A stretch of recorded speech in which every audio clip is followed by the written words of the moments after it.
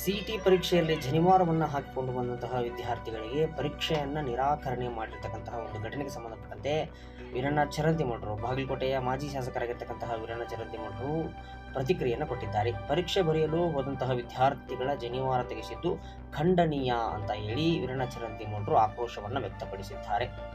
2 ವರ್ಷಗಳಿಂದ ಈ ಕಾಂಗ್ರೆಸ್ಸಿನ ದರಿದ್ರ ಸರ್ಕಾರ ಅಧಿಕಾರಕ್ಕೆ ಬಂದಾಗಿನಿಂದ ಹಿಡಿದು ಹಿಂದೂ ವಿರೋಧಿ ಸಂಸ್ಕೃತಿಯನ್ನು ಅನುಸರಿಸ್ತಾ ಬರ್ತಾ ಇದೆ.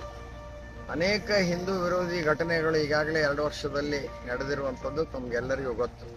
ಅದರ ಮೊನ್ನೆ ನಡೆದಂಥ ಪರೀಕ್ಷೆಯಲ್ಲಿ ಶಿವದಾರ ತೆಗೆಯುವುದು ಮತ್ತು ಜನಿವಾರ ತೆಗೆಯುವಂಥದ್ದು, ಗುಣಗಡಿಗೆ ತೆಗೆಯುವಂಥದ್ದು, ತಾಳಿ ತೆಗೆಸುವಂಥದ್ದು, ಮಿಂಡವಲಿ ತೆಗೆಸುವಂಥದ್ದು, ಇಂಥ ಅನೇಕ ಹೇಯ ಕೃತ್ಯಗಳನ್ನು ಮಾಡ್ತಾ ಇದ್ದೀವಿ.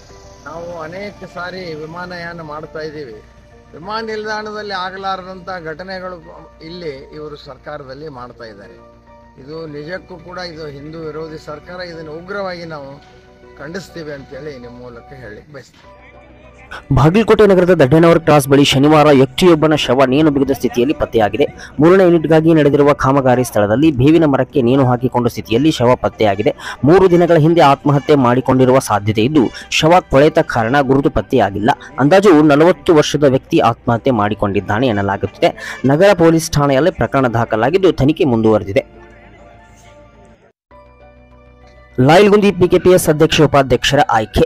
ಲಾಯಲ್ಗುಂದಿ ಗ್ರಾಮದಲ್ಲಿ ಶನಿವಾರ ನಡೆದ ಚುನಾವಣೆಯಲ್ಲಿ ಅಧ್ಯಕ್ಷರಾಗಿ ನಾಗರಾಳ್ ಎಸ್ಪಿ ಗ್ರಾಮದ ಮಲ್ಲಪ್ಪ ಹಿರೇದ್ಯಾವಪ್ಪನವರ್, ಉಪಾಧ್ಯಕ್ಷರಾಗಿ ಲಾಯಲ್ಗುಂದಿ ಗ್ರಾಮದ ಲಕ್ಷ್ಮೀ ಮಲ್ಲಿಕಾರ್ಜುನ್ ಹಕಾರಿ ಅವಿರೋಧವಾಗಿ ಆಯ್ಕೆಯಾದರು ಎಂದು ಚುನಾವಣಾ ಅಧಿಕಾರಿ SK ಬೆಳವಲದ್ ತಿಳಿಸಿರುವಂಥದ್ದು. ಅಧ್ಯಕ್ಷ ಮತ್ತು ಉಪಾಧ್ಯಕ್ಷ ಸ್ಥಾನಕ್ಕೆ ಒಬ್ಬೊಬ್ಬರೇ ನಾಮಪತ್ರ ಸಲ್ಲಿಸುವುದರಿಂದ ಅವಿರೋಧವಾಗಿ ಆಯ್ಕೆಯಾದರು ಎಂದು ತಿಳಿಸಿದರು.